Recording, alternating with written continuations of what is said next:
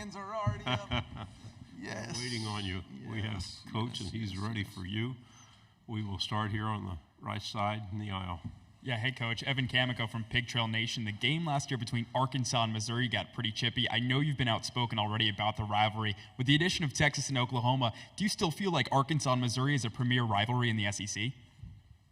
Yeah, I don't think anything's changed for that front. I know in Arkansas, obviously when I used to live there, there's deep rivalry towards the University of Texas, and understand it from that standpoint. But for our program and our state and what we're trying to build, obviously Arkansas and the Battle Line Trophy is a big deal for us, and it's very important. And disappointed obviously for us last year that our actions got out of control, and that's not a reflection of who we want to be. And obviously I've got to do a better job of coaching in that situation. Fourth row on the aisle, then pass it forward one seat. Derek Peterson, Saturday Down South. There are 2 new programs this year, and everybody's kind of wondering how they're going to fare in the conference right away. For yourself, who's built a program outside the SEC and now built a program in the SEC, what are some, I guess, core tenets or DNA traits that have to be present to have a successful program in the SEC? I mean, we've only done it for 1 year, so I don't know that I'm the expert on this. I think for us, we always believe it starts at the line of scrimmage. I think you have to have a competitive depth at both lines of scrimmage in order to have success long term and play in the SEC championship game. I also know that you have to have good quarterback play, and from good quarterback play, that doesn't necessarily always mean strong statistics, but it means somebody who takes care of the football, who's a battlefield commander. And then I think the last thing is recruiting has to be at an elite level. You have to recruit NFL players. This league is full of NFL players. Commissioner Sankey said it last year that, or in his opening remarks, we've led it for 16 straight years, the most players drafted. So in order to win, you have to be competitive at the line of scrimmage. You have to have an elite quarterback, and you got to recruit at a really high level. Front row, right side. Hi, Eli. Hey, Natalie. In the other room, I heard you mention obviously the high expectations for this team, especially from the fan base. Kind of internalizing things a little bit. Do you feel like last year the success you guys have maybe sets a new standard for this team and like the expectations you have internally? I think the standard was raised in the way that we approach our daily process. I think there's a realization that if we approach that process consistently, then we can have success. I think we understand that if we chase 2 dreams, if we work on developing an elite edge, we can play for championships. And that's the goal. And I think our guys understand that that's a daily process. You just don't do it on Saturdays. You do it in the summer. You do it in fall camp. And I give a ton of credit to Ryan Russell for being the catalyst of that for our program. Again, outside expectations are really everybody else's thoughts. Standards are what internally we have to live up to. And I think our standards have raised, but it's not based off of, winning and losing the game. It's based off, do we bring positive, contagious energy to workouts or practice? Are we focused on the details? Are we gritty when things get tough? And can we be consistent in that approach every day? On the aisle, third row, then pass it over. Hey, Coach. Michael Bronner, WNSP in Mobile. With the divisionless format now and no SEC East and West and just the top 2 teams go to the SEC Championship, do you think that works to your guys' benefit or disadvantage? I'm not concerned whether it's an advantage or disadvantage. I'm just concerned with how we approach it. I had lunch with Carl Edwards, really in the middle of May, based off of this conversation, because I feel like now it's more like a NASCAR race. You're going to be running your own race, and you can't really be concerned with what's going on with any other car.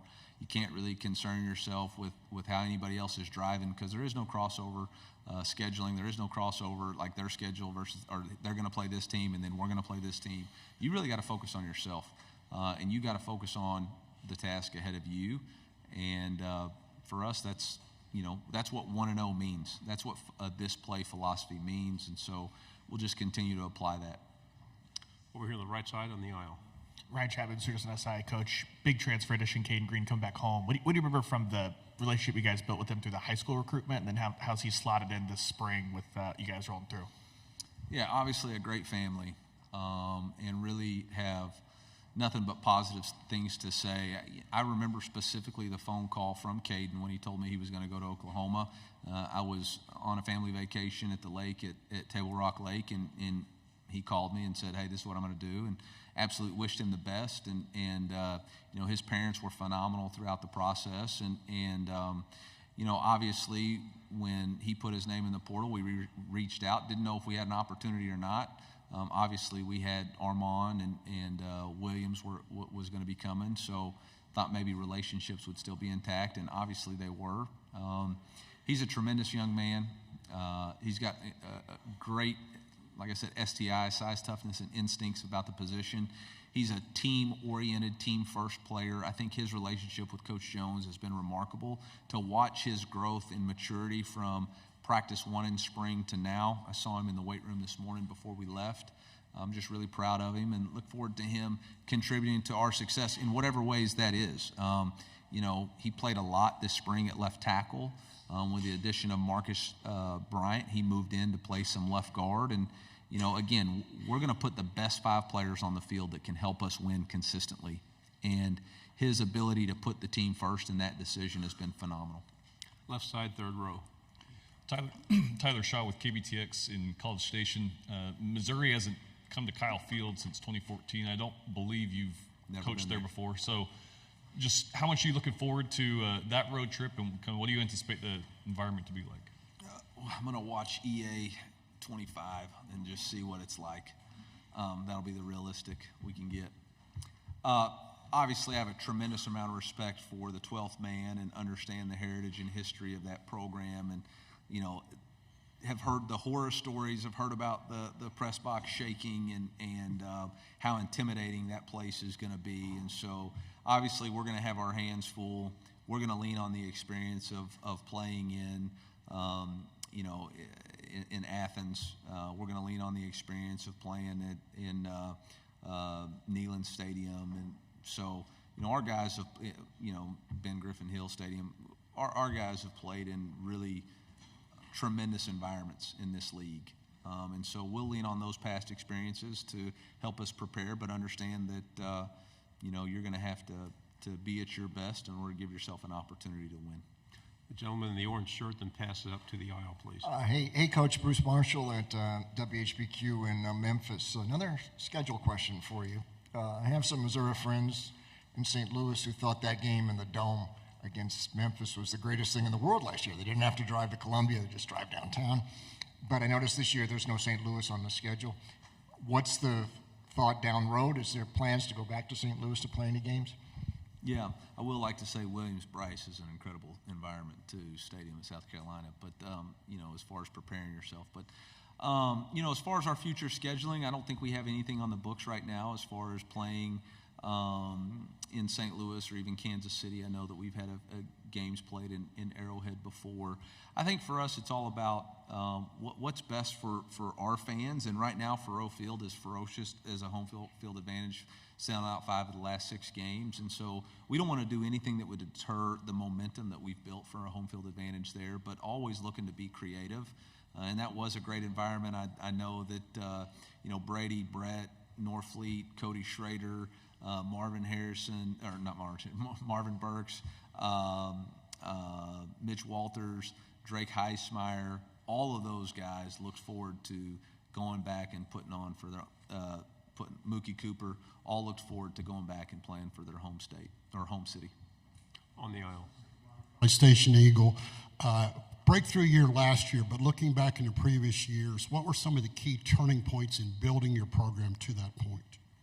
I think consistency in approach, unwavering in what you believe in. You know, core value, always compete, making sure that we had a competitive culture, never coming off of that, building trust and respect. You know, you're only as good as the speed of trust that you can build within your team, and it took us some time to build that trust, and that was that was on me as the head coach. I hadn't done I wasn't consistent enough in how I did that. But I attribute a lot of it to the consistency of Ryan Russell and our athletic performance team, along with Liz Stewart and Zach Parker, and Mike Korowski, our first floor generals. Those people, whether it's nutrition, athletic training, equipment, they are consistent in their approach to dealing with our players, and they built the trust of an organization. They carried the message of the team room to each one of their areas, and I think that was a direct reflection last year. And when games got in critical situations, we didn't flinch. We had players who executed well under pressure, which is the hallmark of any successful football team. And obviously that was last year. So now we've got to replicate that this year. We got to put those guys in stressful situations and see who can manage their heartbeat and be consistent. Left side on the end. Kennedy Wright with CBS 42. Since the expansion of the playoffs, what do you tell your players to kind of contain that excitement of the easier chance to make it to the playoffs? Yeah, I don't know if easier is going to be the right word there. I think it's still going to be incredibly challenging because there's still so many scenarios they're going to play out. Obviously, the highest ranked conference champion from the group of five, obviously a P4 conference champion, and those teams do not have to be in the top 12. And so you're going to have some outside teams be able to knock some teams inside the 12 out. I think it's going to come back again to what I said earlier, which is every team is going to have to run their race. And you can't get caught up in looking at this team or that team, and if they lose to this, then that's going to put us here.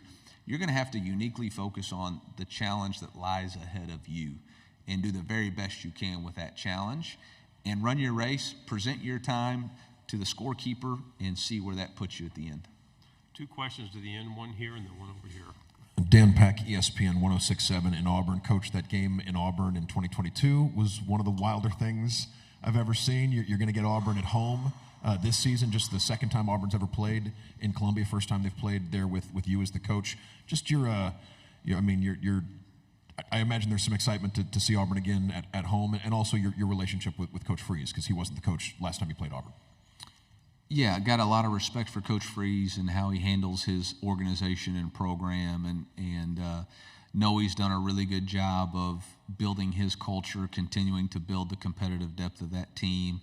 I don't know if excited's the right word when you play Auburn. You know they're going to have a very good physical front on both sides of the ball. You know with his offensive acumen, they're going to score points. You know with DJ Durkin as the defensive coordinator, they're going to be fundamentally sound. They're going to be attacking in nature. And so we're absolutely going to have our hands full. I think back to that 2022 debacle a lot in all the things that I did wrong to not put ourselves in a position to win the game.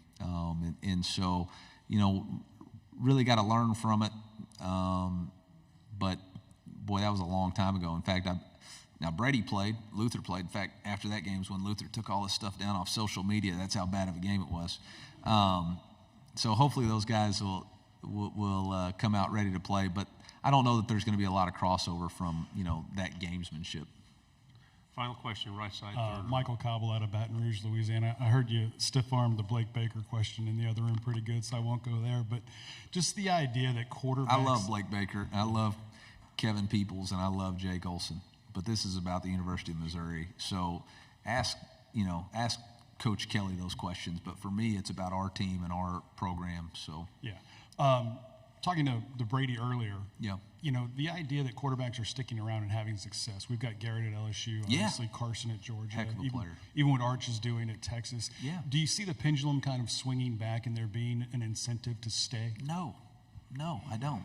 I think you're pointing at a couple of positive trends that want to prove your point, but I could counter those trends with 9 other quarterbacks who've left and are starting at places. I don't know that there's going to be any trends moving forward. I think the fundamental philosophy that I have moving forward is every year you rebuild your football team and your roster. And it starts with, number one, retaining your roster to the very best of your ability. And that may be retaining your quarterback. It may not be. You just don't know. I retained our starting quarterback, but I lost 2 backups who after Sam Horn's injury, would have easily been the number 2 quarterbacks, but they wanted to go compete at a different situation. So I think everybody's individual situations are going to be unique and different, and I don't know that we're ever going to be able to just identify this is the norm moving forward. Thank you, Coach. Great job. Oh, thank you, MIZ.